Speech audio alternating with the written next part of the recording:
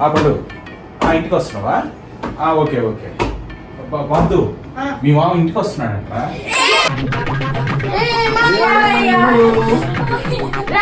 ఎలా ఉన్నారు?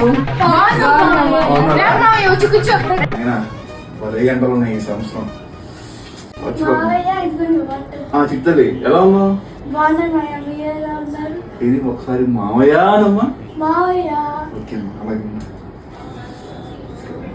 వెళ్ళి ఆడుకోతుంది.